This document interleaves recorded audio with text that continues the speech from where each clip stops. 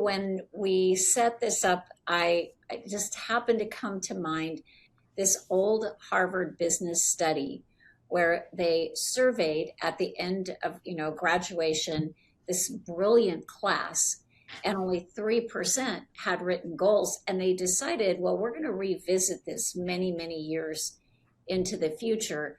And when they did, they discovered that of that 3%, they all out earned the rest by 97%.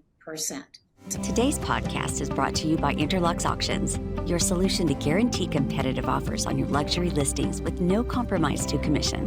Visit Interlux.com today to find out more. That's INTERLUXE.com.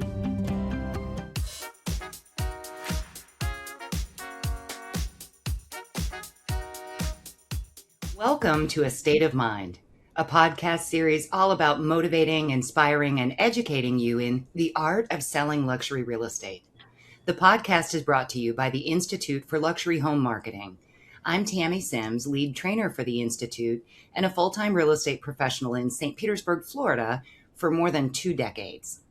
In today's episode, we're going to talk about the importance of strategic business planning.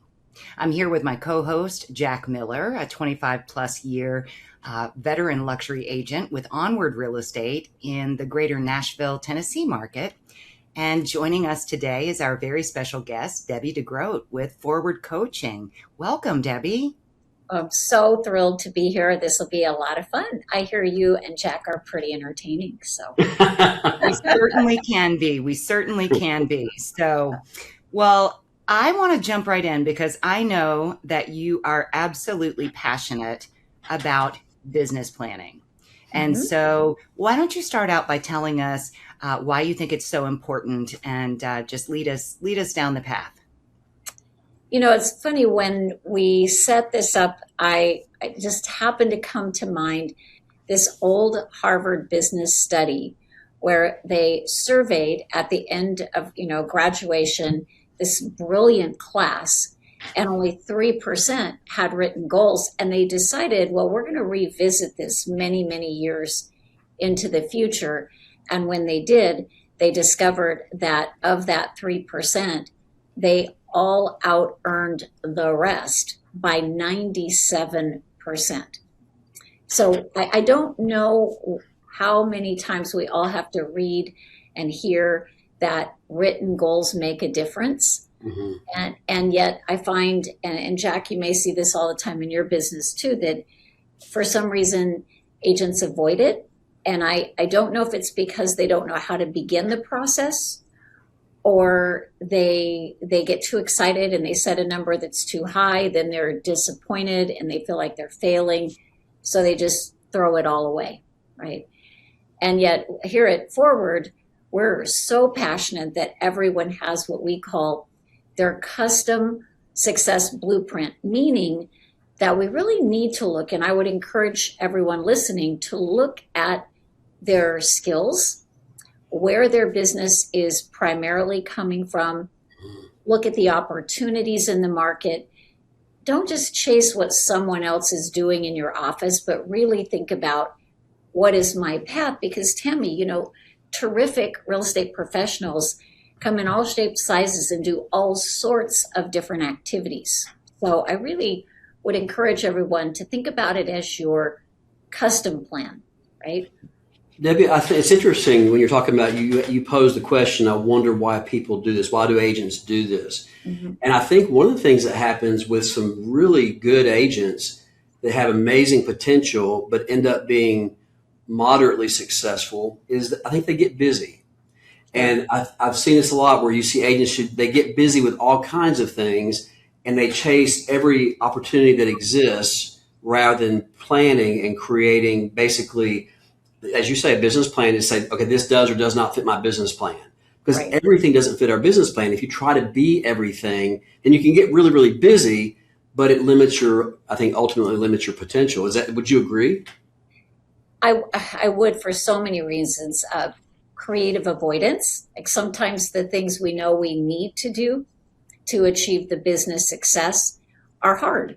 They're uncomfortable. So we're busy. working on our transaction instead of potentially using a great transaction coordinator that might be in our own, our very own office. So I think it's looking at what are my income producing activities and what percentage of my day is spent on those. And we actually do a time study with our clients where we have them for a week or two, ideally. Just keep a little running tally of everything they're touching and doing in their day. And then at the end of the day, going back and saying, okay, was this income producing? Which would be all the things you guys would imagine, right? Making phone calls, meeting with clients, listing, negotiating, all the stuff that creates new money. Is it income producing, or was it income servicing? Meeting an appraiser, an inspector, some of that needs to be done. Or was it just stuff I should not be doing? And what I've noticed over the years, if they can hit 30 to 40% income producing, usually they are incredibly successful. Then I encourage them get to 50%. Now, when you see some of the really terrific team leaders, we coach a lot of real estate team leaders here at Forward, they may be at 80% because they have the leverage, in their team to support them. But I think that's the good first target is, can I get my day to 30% income producing? Jack, it makes me think about, we've done a number of podcasts along the way about business planning for the year ahead. And we all have different strategies for evaluating how we've done in the year we're finishing, where our goals are. I think some of the same things, what activities have generated results and are reaching the kind of business that we want.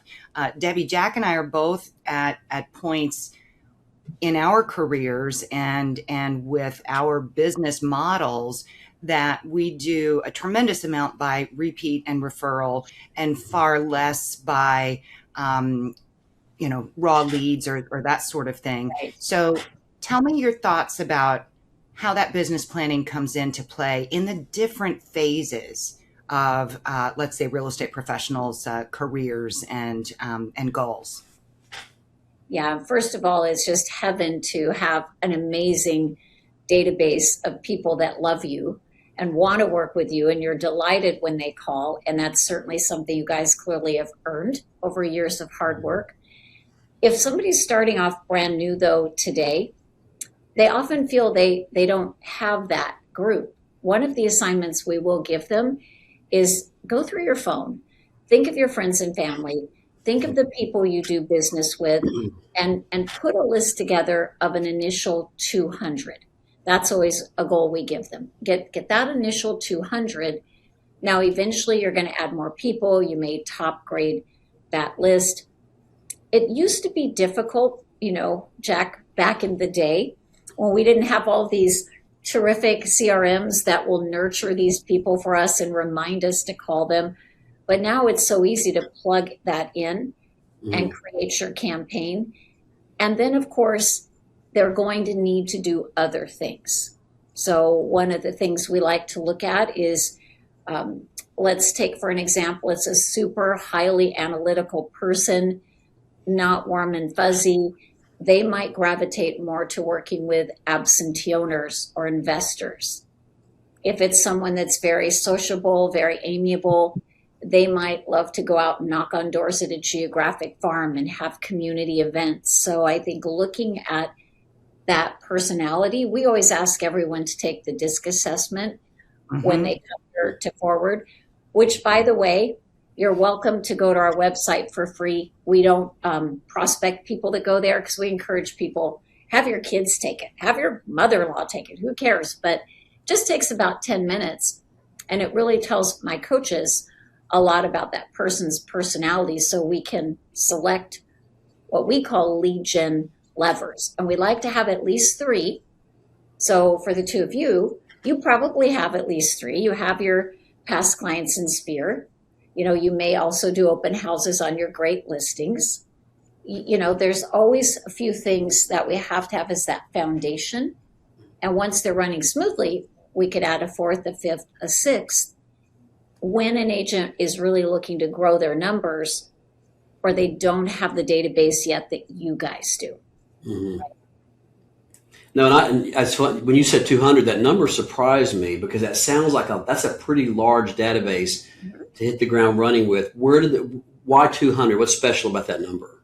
Well, because we know that there's going to be some weeding out of that, and I think it's a good challenge when they say, "Well, I don't have 200." Well, how many are in your phone? Mm-hmm. Well, yeah, but they're not buyers or sellers.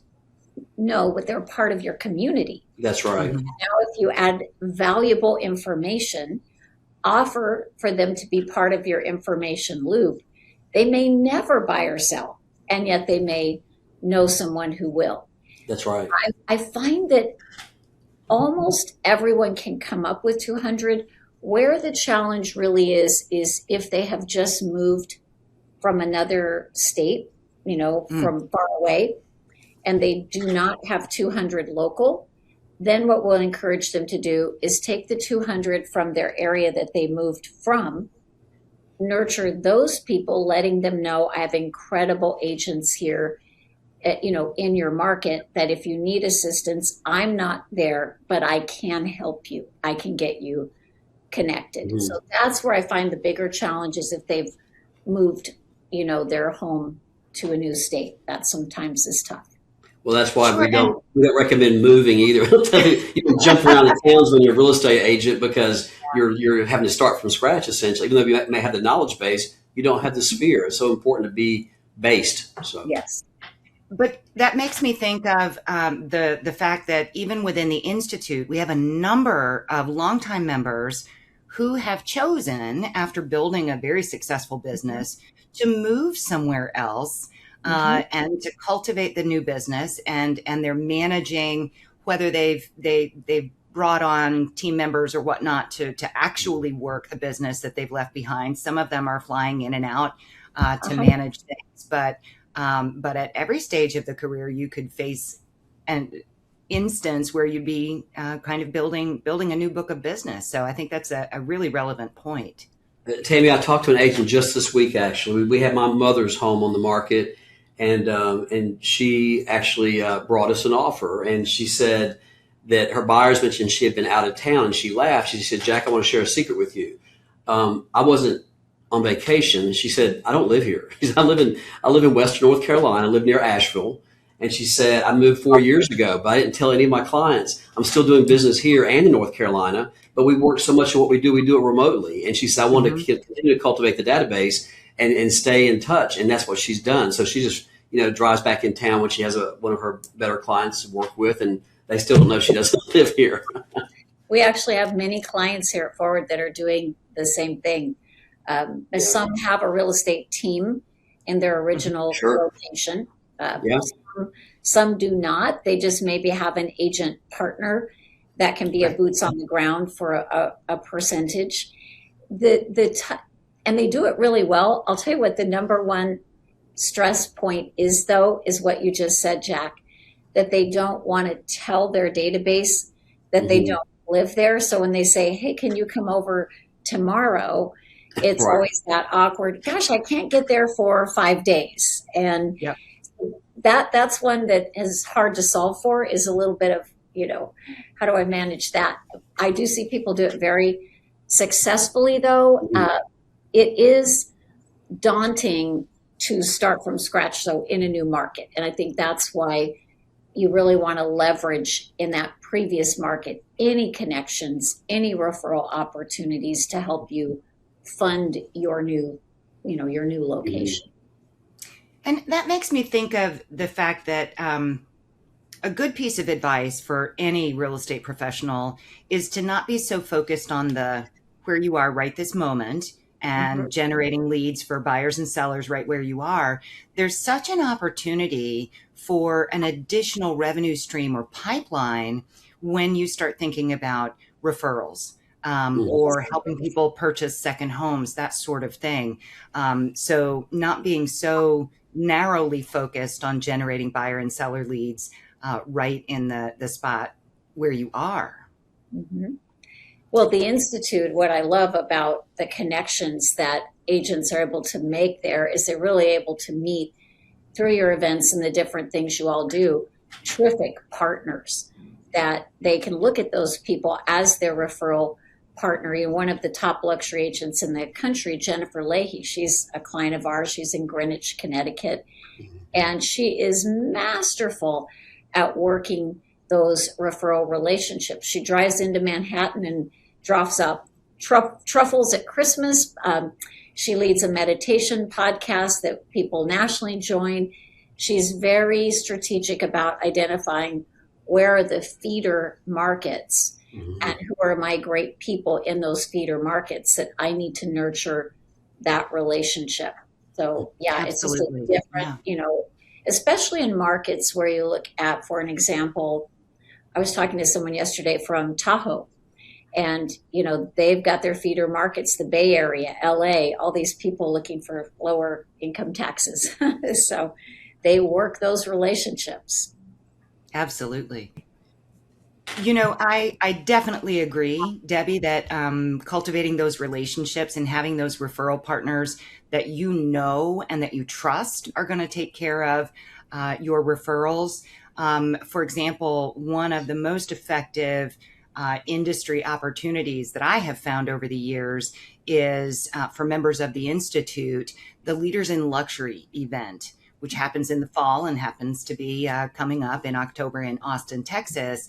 But building those relationships and then cultivating them over time, staying in touch with people. Jack and I, for example, we met initially a long time ago, right? I'm not dating us, Jack.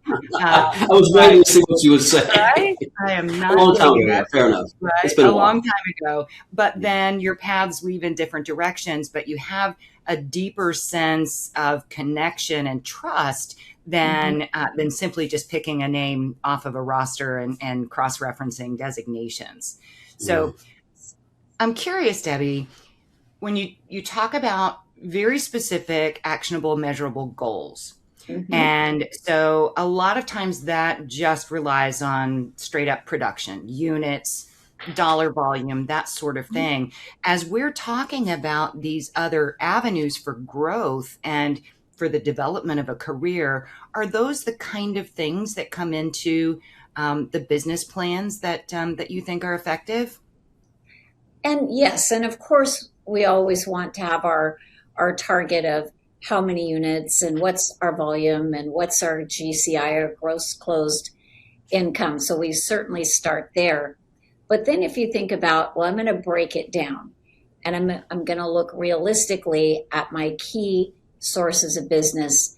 And if I estimate conservatively, realistically, however conservatively, how many transactions do I feel just running the business the way I do can come from those activities? So we start there, and let's just pick a number. Let's pretend the goal is 50 units. And we know that 20 are going to come pretty easily from that past client and sphere database. But I really want to do more than that. I want to do another 30. And I have to really think about, where am I going to get those 30? Well, I'm going to do open houses. However, do I need to expand the marketing that I do around that open house so each open house creates another listing, right? Well, I'm going to do community events. Well, how many, and how am I going to register, and how am I going to follow up? So if they want to fill a gap from here to there that they're looking to achieve, then we have to break it down in little bite-sized pieces. What will be the activities and how many will that create? And then underneath it, if we're coaching you, we're going to ask you, well, all right, you're saying that you're going to work your sphere better. Maybe Jack says, they love me, I'm awesome, but I kind of just don't call them. I just don't do much with them. I hear that all the time, by the way, guys. Now, we're not saying Jack really does that. Jack is really Thank you. Yeah. Jack is very good at being Very connected good. with people. It's just common. 85% of the people that come to us for coaching, they tell me that. I don't work that group. Wow. So then I would say, well, then we've got to break it down. How many times a year are you going to be in contact via mail? Are you going to do any pop buys? If so, when? How many will you hit? What about your email and social media marketing? What's the plan? And I might say to Jack, and Jack, if we look at this number, you would need to speak to 5 per day to cycle through in a quarter. Are you willing to do that? Well, yes, I am. Great. What time of day will you do it? How many days a week? And what is your first quarter message going to be? Like, get really, really specific. When it's vague, it often just doesn't get done. Yeah. And do you consider, like when you talk about coaching, do you consider the accountability piece, which you're describing pretty in depth now? How important is the accountability piece, and who's doing it? Like, who's keeping your client accountable once you set that plan in motion? If you are coaching with us, then your coach will keep you accountable. If you do not have a coach, I would suggest you find a mentor, a support person, or a coach, someone who knows exactly what you're supposed to be doing and cares enough about you, because accountability really is a gift that you give someone, to care enough about them to say, this is the plan you said you had. Now it's breaking down. And I always tell my coaches, don't ask someone, why is it breaking down? That just leads to excuses. Instead, say, what specifically is not working? You know, I read a book that said, none of us are born disciplined. And if you look at people in your life that you know, that you say, wow, they're really disciplined. They get up at 4:30 in the morning. They go to the gym. They weren't born that way. They just took an activity, did it long enough that it became a habit. So we're all a little lazy, you know, inherently. That's why when you're doing things that are harder for you to do, having someone who has eyes on that, that's keeping you on that path, it's really critical.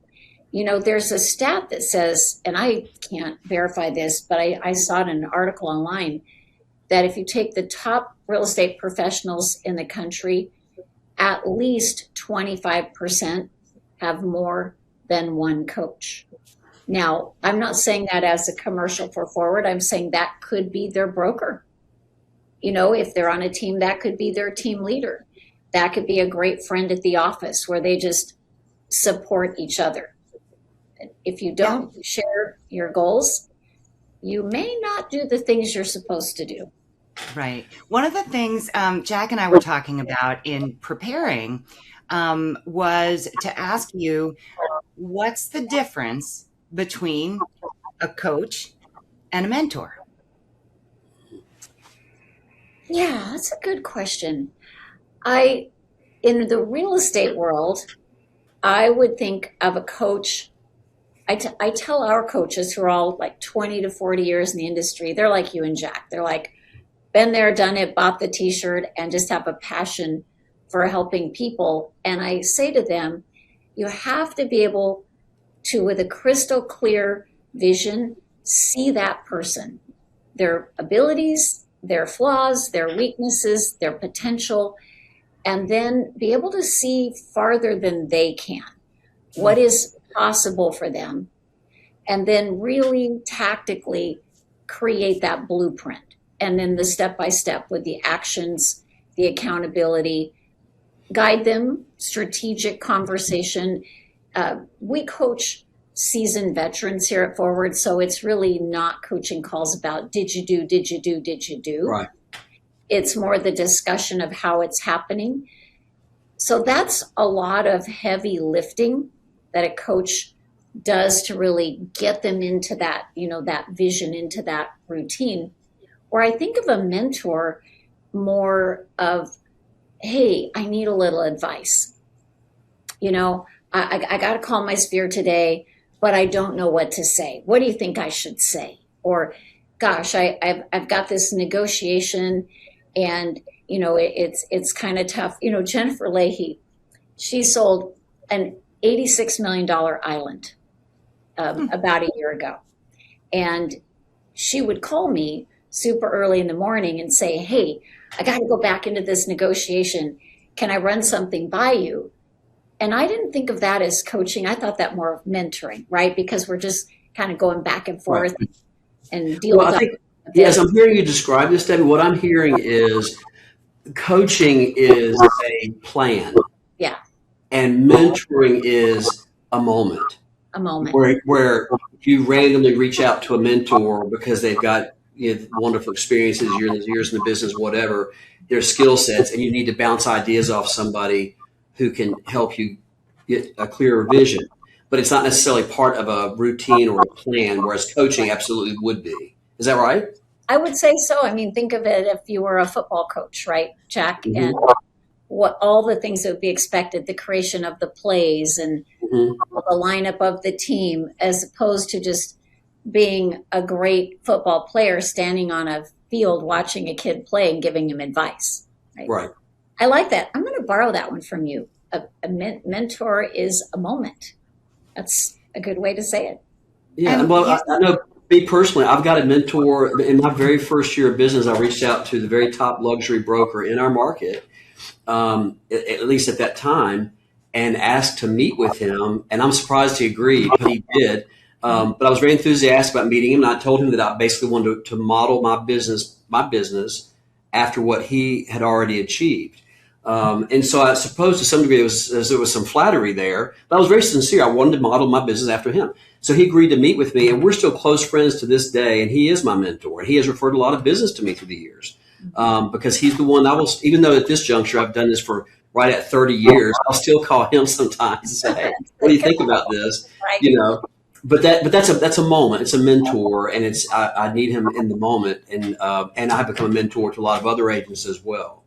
And you mentioned that earlier, Debbie, about giving back in coaching. I think that's the spirit for somebody who maybe wants to be a coach.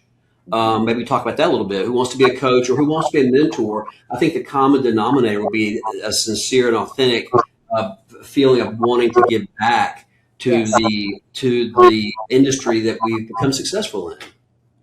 Yeah, it really is a bit of a calling. Mm-hmm. When you do it right, when you are a really good coach, it's exhausting, it's draining, it's demanding. And sometimes the world, I probably have 5 people a week that apply to be a coach at Forward. And whenever they start with, how much do I make? Now, I get it. Everyone wants to make money and be rewarded for their great skills and ability. But as soon as they say, how much will I make? Or how often am I going to get on a stage? I'm like, these are not my people, right? Yeah. When they come to me and say, can I tell you what I just love to do? This is the type of agent or situation. Like I have coaches that are phenomenal at coaching brokers. I have coaches that are great at coaching teams doing, up to 1,000 units. And then I have I'm thinking of one of my coaches. I call her my ramp-up queen. She is awesome with a seasoned person who's hitting like 10, 12 deals a year, and they want to get to 24 and beyond. So I look for people that have their passions.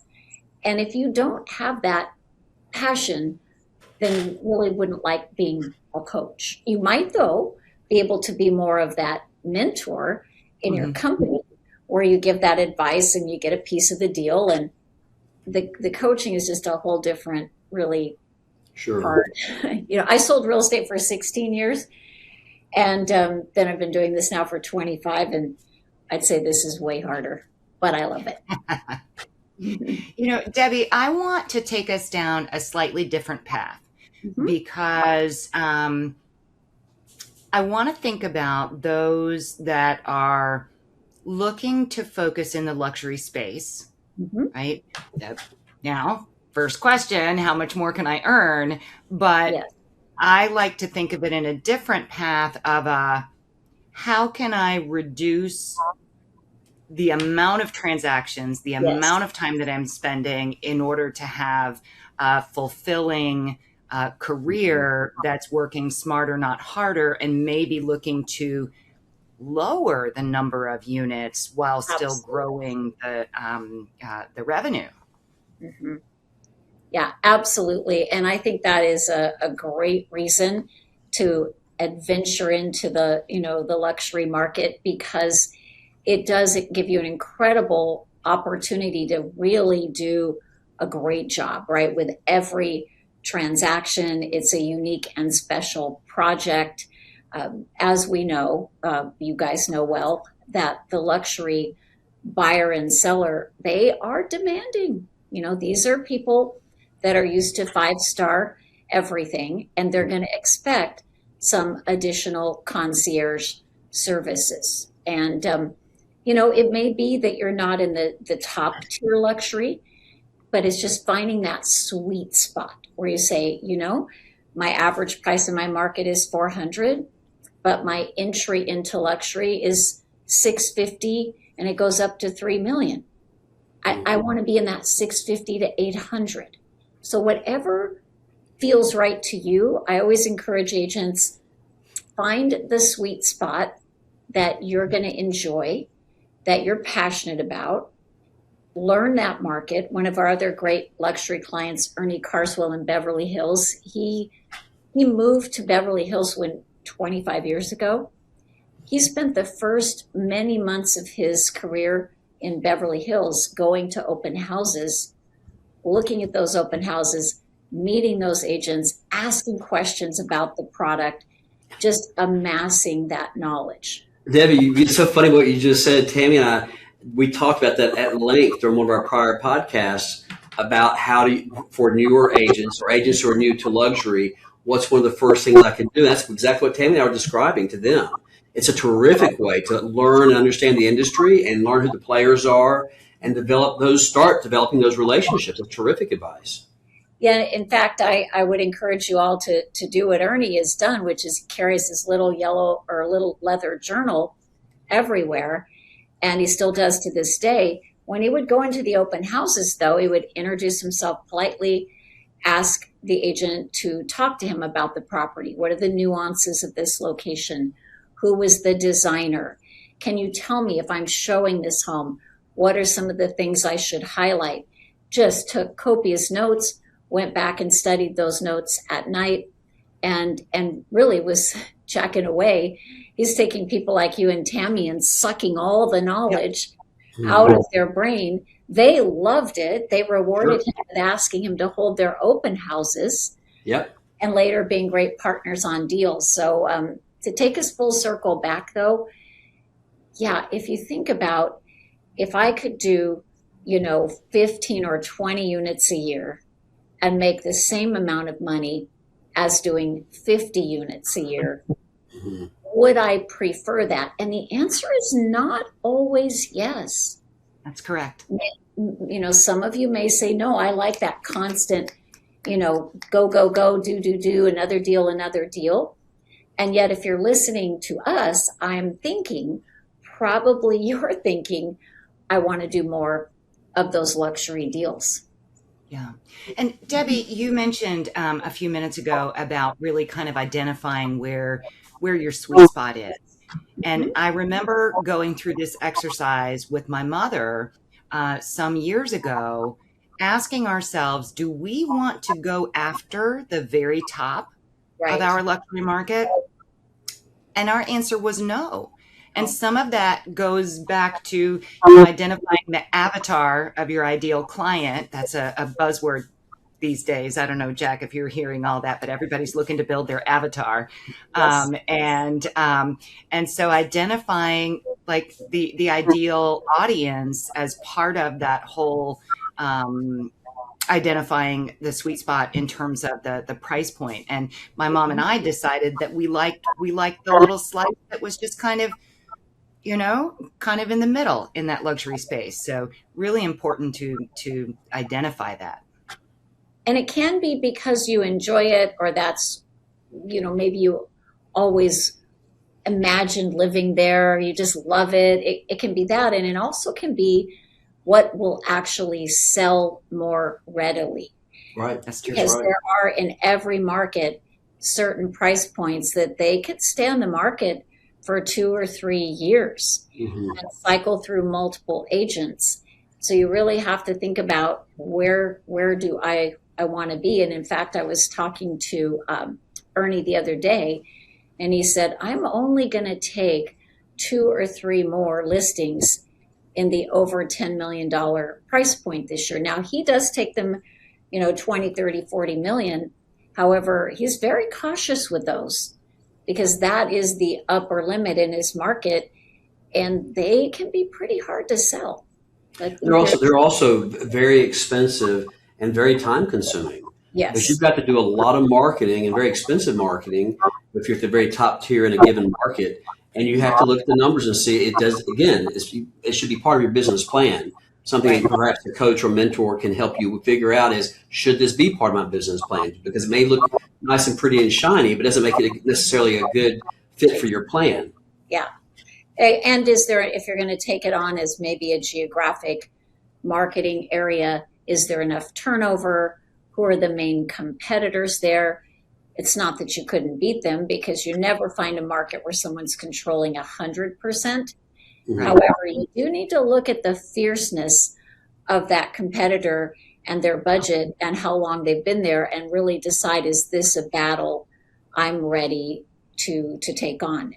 That is where the coaches will really dig in and help them, because you can spend a lot of time and money fruitlessly. Yes. Sure. And that carries right back to the importance of the business plan. It's not just, I want more business. It's where is it likely to come from? Yes. So one of my farm areas is a waterfront single family neighborhood. And a handful of years ago, we thought about expanding to a different waterfront single family neighborhood in my market area. And we did an analysis, and we determined that there was not enough turnover. Yes. In order to justify the expense and the investment of both time and money to farm that area. So we came up with another strategy to reach those homeowners that wasn't the same as the existing one. But I think that's so important in your business planning, is really, really identifying what has the most likelihood of being successful. Right, of producing a great return on your investment. No, that's smart, and that's exactly what you should do.